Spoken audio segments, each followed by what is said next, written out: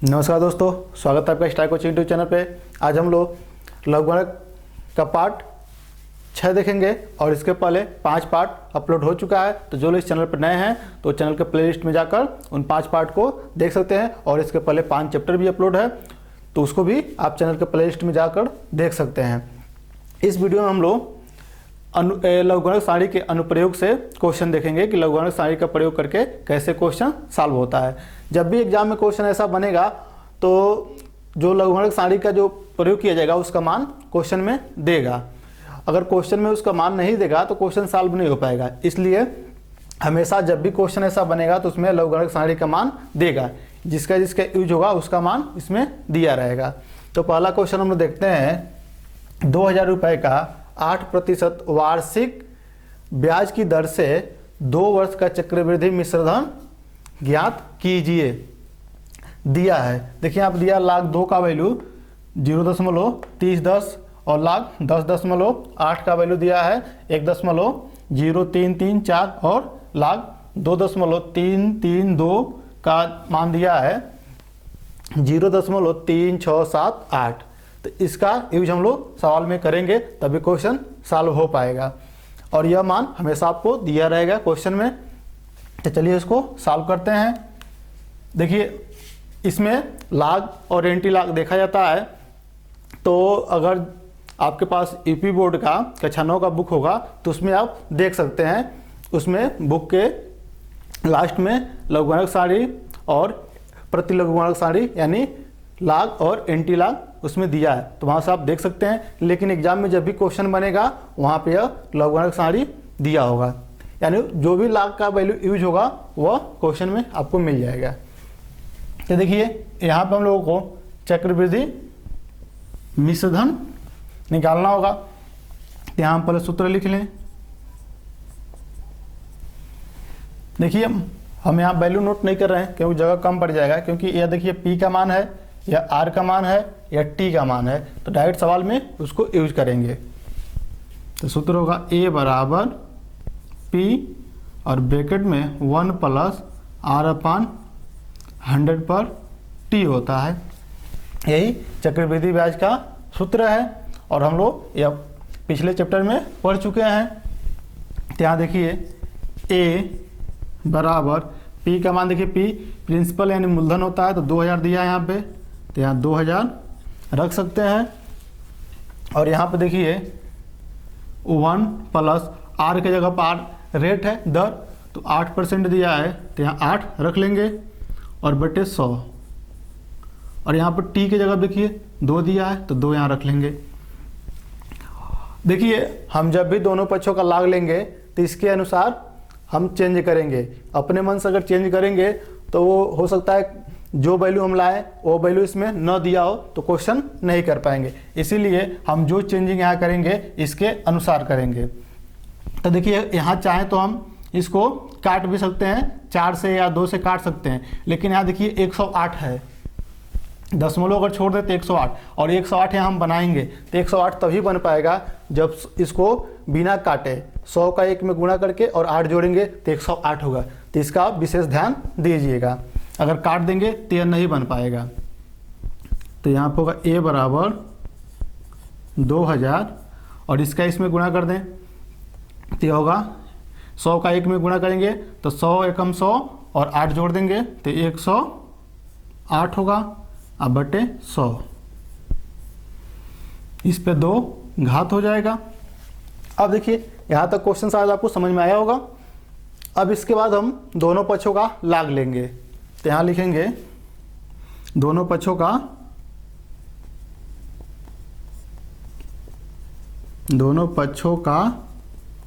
लाग लेने पर, तो दोनों पक्षों का लाग लेंगे। तो यहाँ लिख सकते हैं log A बराबर, अब यहाँ देखिए जब log लेंगे तो इसको m और इसको n मान सकते हैं, तो log m + log n से अलग अलग हो जाएगा तो यह होगा log 2000, इसको लिख सकते हैं log 2000 और यह m इंटू जब n मानेंगे तो यह प्लस में हो जाएगा, प्लस ये पूरे को हम m मान लिए, तो जब पूरे को यम मानेंगे तो एक घात पहले आ जाएगा, तो इसको लिख सकते हैं 2 log 108/100।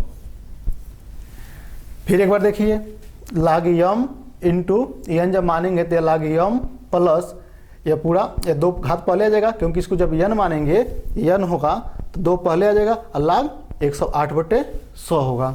फिर इसको देखिए log m/n रहेगा तो फिर इसको माइनस में लिख सकते हैं, तो यहाँ होगा log a बराबर log, इसको देखिए यहाँ पे चाहें तो इसको मानक रूप में लिख सकते हैं, या फिर हम केवल इतना लिख सकते हैं 2000 ऐसे भी लिख सकते हैं। लेकिन यहाँ देखिए log 2 का मान दिया है तो log 2 का मान रख लेंगे, और इसमें पूर्णांक 3 होगा तो 3 पहले रखेंगे। अभी ये बताएंगे कैसे इसको किया जाएगा। प्लस ये देखिए 2 log m/n से यह हो जाएगा log 108 माइनस, देखिए 2 इस दोनों का गुणांक है तो फिर 2 यहाँ आएगा गुणा होगा और log 100 यह हो गया। इसको हम विस्तार कर दिए। अब यहाँ पर देखिए log का वैल्यू अब रखेंगे, तो यहाँ होगा log a बराबर, देखिए log यह 2000 दिया लेकिन हम log 2 समझ लें तो log 2 का वैल्यू 3010 दिया है, यहाँ लिख सकते हैं 0.3010। और यहाँ पूर्णांश अगर देखें तो ये तो पता है कि जब पूर्णांश और अपूर्णांश हम लोग पार्ट 5 में देखे हैं कि दशमलव के बाद वाले को अपूर्णांश कहते हैं और दशमलव से पहले जो मिलता है उसे पूर्णांश कहते हैं। तो यहाँ पर अगर इसका पूर्णांश देखें तो एक अंक छोड़कर दशमलव लगाते हैं, तो यहाँ जब दशमलव लगाएंगे तो उसके बाद 3 अंक मिलेगा, तो इसका पूर्णांश 3 होगा, तो वह 3 यहाँ पे लिखेंगे। क्योंकि इसका पूर्णांश 3 है तो पूर्णांश को दशमलव से पहले रखते हैं और पूर्णांश को दशमलव के बाद, तो यहाँ पे 3 हो जाएगा। प्लस यहाँ पे देखिए 2, अब यहाँ देखिए 108 दिया है, यहाँ पे 10.8 दिया है। अब हम चाहें तो इसको भी 10.8 बना सकते हैं। देखिए कैसे, या 2 log, इसको जब मानक रूप में लिखेंगे तो 10.8 गुणे 10 पर 1 हो जाएगा, क्योंकि एक अंक बाद दशमलव लगाएंगे इसके अनुसार, तो यह हो जाएगा। अब इसको हम चाहें तो इस पूरे को m इसको n मान सकते हैं, तो यह हो जाएगा 2 log या 10.8 और प्लस 2 से इसमें फिर गुणा होगा 2 log 10, ऐसे भी कर सकते हैं। तो यहाँ देखिए 2 गुणे log 10.8 के जगह पर हम इतना रख सकते हैं, तो इतना रखेंगे तो ये होगा 1.0334 और प्लस 2 और log 10 का वैल्यू 1 होता है। अब इसको जब सॉल्व करेंगे तो हो जाएगा 2 से इसमें गुणा करेंगे तो 2 चौको 8 और 2 3 6, 2 3 6, फिर यहाँ पे 0 होगा और 2 कने 2 और प्लस यहाँ पे 2 हो जाएगा। फिर जब इसको जोड़ देंगे तो 2 2 यहाँ पे 4 हो जाएगा, तो 4 दशमलव डायरेक्ट यहाँ चाहें तो 4.0668 इतना हम यहाँ पे जब पूरे को सॉल्व करेंगे तो मिल जाएगा। और एक तरीके से और समझे हम, तो यहाँ देखिए यहाँ पे 10.8 है, यहाँ पे पूर्णांश 1 मिल रहा है, क्योंकि दशमलव के बाद वाला तो अपूर्णांश होता है, दशमलव से पहले वाला पूर्णांश होता है, तो यहाँ पूर्णांश 1 है। और जब एक अंक इसको और इधर ले आएंगे तो यहाँ पूर्णांश 1 यहाँ मिल जाएगा और 1 यहाँ पहले से दिया है तो 1 यहाँ मिलेगा और 1 यहाँ, तो 1 और 1 2 हो जाएगा। तो यहाँ पर हम चाहें तो पूर्णांश 2 लिख देंगे और दशमलव या जो पूरा दिया है इसको लिख देंगे 0.334 और फिर जब इसका गुणा करेंगे तो 2 दूना 4 हो जाएगा, और फिर जब 2 से इसमें गुणा करेंगे तो 2 चौको 8, फिर 2 3 6, 2 3 6, फिर यही मिल जाएगा अगले स्टेप में। तो आप ऐसे भी कर सकते हैं क्वेश्चन और ऐसे भी कर सकते हैं। अब यहाँ देखिए -2 log, इसको भी चाहें देखिए इसको भी समझ लीजिए, यह log 10 है तो 2 log 10 पे 2 लिख सकते हैं और ये 2 पहले आकर यहाँ पे 4 बन जाएगा और log 10 का मान 1 होता है, तो यह 4 गुणे 1 करेंगे तो 4 होगा यहाँ पे, तो ऐसे यहाँ समझ सकते हैं। या फिर log 10 का मान 1 होता है और इसका पूर्णांश यहाँ पर 2 मान लें, क्योंकि दशमलव जब यहाँ लगाएंगे तो पूर्णांश 2 हो जाएगा, तो यहाँ पर डायरेक्ट हम गुणे 2 कर सकते हैं। 2 गुणे 2 हो जाएगा, क्योंकि ये 2 पहले से आएगा। इसका मान लीजिए एक आएगा, एक इसका मान आएगा और एक पूर्णांश होगा, यानी 1,10,000 का मान 1 होगा और पूर्णांश इसका 2 होगा, तो 2 2 जब गुणा करेंगे तो 4 हो जाएगा। तो यहाँ फिर देखिए log a बराबर यह हो जाएगा 3.3010 और प्लस 2 दूना 4। पहले इसमें 2 से गुणा कर दें, तो इसमें गुणा होगा 2 चौको 8 होगा और 2 3 6, 2 3 6 और इस 0 में गुणा होगा 0.2 दूना 4 होगा, और माइनस इसमें जब गुणा करेंगे 2 का 2 में गुणा तो 2 दूना 4 होगा। चलिए अब इसको मिटा दे रहे हैं और इसके आगे क्वेश्चन यहाँ सॉल्व कर रहे हैं। तो यहाँ पर देखिए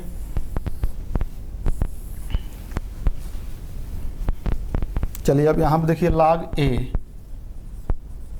a बराबर, अब यहाँ देखिए 4 यहाँ से घटा दे तो केवल दशमलव वाला ही पार्ट बचेगा।